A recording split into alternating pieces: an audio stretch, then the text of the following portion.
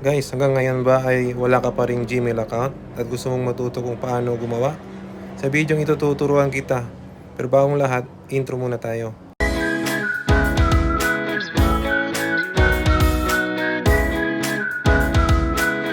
Para makagawa tayo ng Gmail, ang una nating gagawin is magbubukas tayo ng web browser.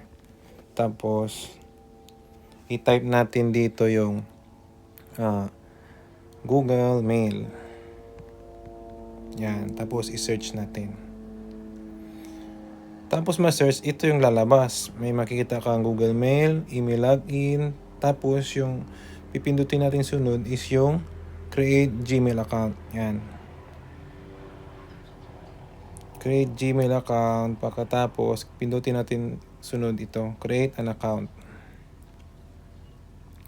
Tapos, since wala pa tayong Gmail account, pipindutin natin yung create account. Tapos, piliin yung for my personal use. Yan. Tapos, lagay natin yung pangalan. Fill up nyo lang yung mga tinatanong dito.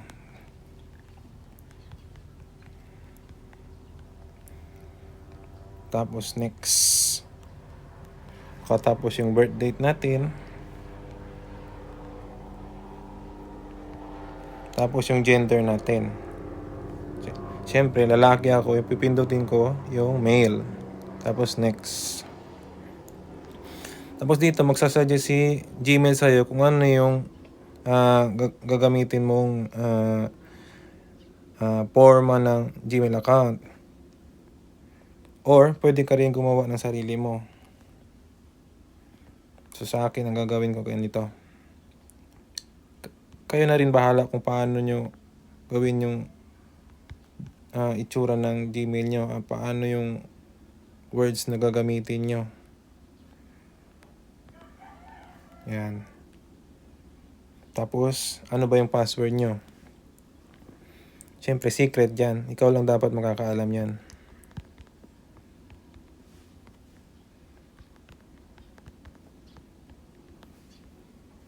Pag okay na, pindutin ang next. Tapos, hihingin ni Gmail yung number mo para ma-verify niya kung totoong tao ba ito. Yung gumagawa ng Gmail account. Tapos, hintayin na lang natin yung ibibigay, iti-text na verification code.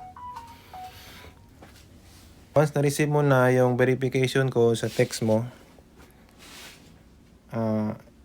yun ang gagamitin natin para maka-proceed na tayo sa susunod na step.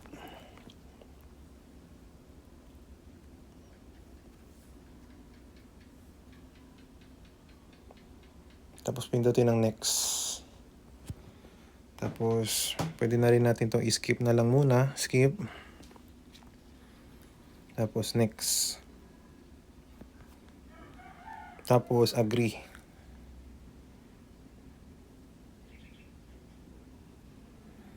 Okay. Tapos nito, meron na po tayong Gmail account.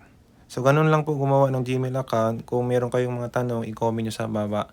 Tapos, i-like nyo itong video para mas maraming makakanood. Tapos, mag-subscribe na rin kayo sa mga susunod ko pang mga amazing tips. Yun lang guys. Salamat sa panonood.